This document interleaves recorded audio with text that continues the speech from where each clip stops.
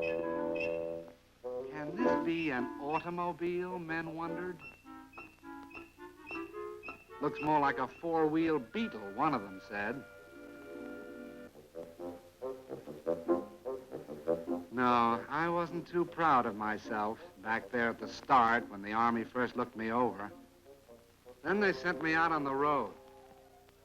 They tried to drown my motor, but my ignition was set too high for that. They tried to break my back on roller coaster roads. But when I held together, it looked as if the Army and I might somehow get along because they gave me a nickname. They called it Blitz Buggy, Beetlebug, Leaping Lena, Puddle Jumper. But the only name that really stuck was Jeep.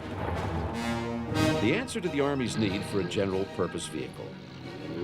One that could double as a general's limousine or a GI's mule. There were bids put out by the Army. The design war had to be quick, was between Willys Overland and Ford Motor Company. And Willys won the design, but then they realized they were so versatile that they needed like 500,000 of them, and little Jeep couldn't build them, so the production contract, the big one, went to Ford. Mass production. It meant only one thing. I was a success.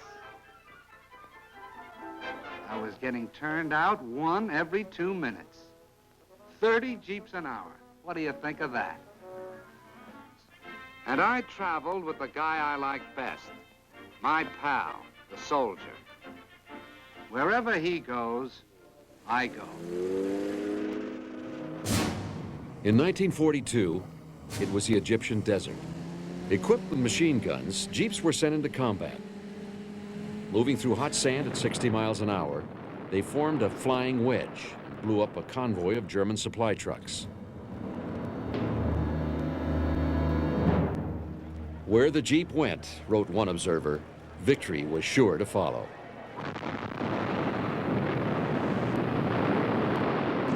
By D-Day 1944, the Jeep was everywhere. Walter Munger remembers the assault on the beaches of Normandy. I landed on the beach in a Jeep, and this was D+3. And from that moment on, we used to put the Jeep in four-wheel drive and leave it there because we were never on the main roads. We were always off in dirt roads or fields. It was really a lifesaver, especially in the infantry, because you needed a vehicle that was dependable enough to go anywhere, and I mean anywhere. Off the road, on the road, gullies, through water. You could get stuck with the Jeep.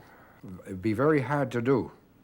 But all you had to do was take 5 or 6 men, they'd have little handles on it, they lift it up physically, and just put it back on the road. They laid smoke for advancing tanks, scouted the enemy, evacuated the wounded, and brought essential supplies to the battlefield.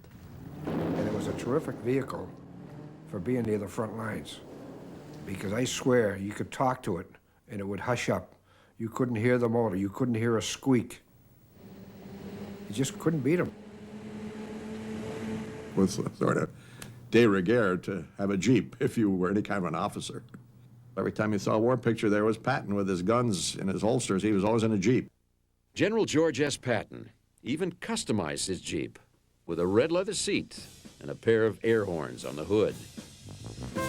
Everyone from presidents to movie stars wanted to catch a ride in this rough and ready little car. And when it wasn't chauffeuring celebrities, it plowed snow, brought good cheer, and provided comfort for the body and soul. It could even pull a 52-ton supply train at 22 miles an hour. The Jeep was the best buddy a GI ever had. Cartoons in the Army newspaper, Stars and Stripes, captured this love affair. The artist was Bill Malden.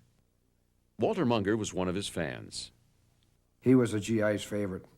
And of course, he used to knock the officers, but even they got a kick out of him because what he put in a picture was worth 1,000 words.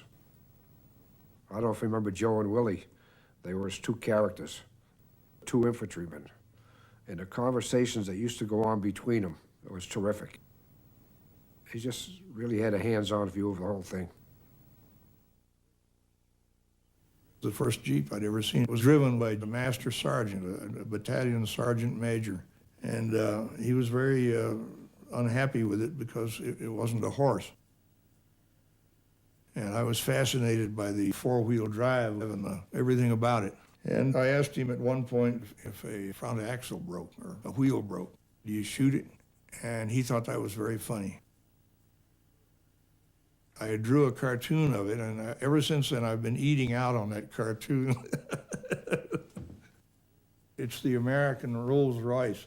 It doesn't ride like one. It certainly doesn't sound like one. But it runs forever, too. For Americans, this square-shouldered, go-anywhere, do-anything little car became more than a piece of military hardware. It became a treasured symbol of the American spirit that won the war. The Museum of Modern Art had a display of the most beautiful cars in the world. And one of those vehicles sitting alongside the Accord and the Lincoln Continental and the Rolls-Royce and the Tall Bulago from France was a Jeep.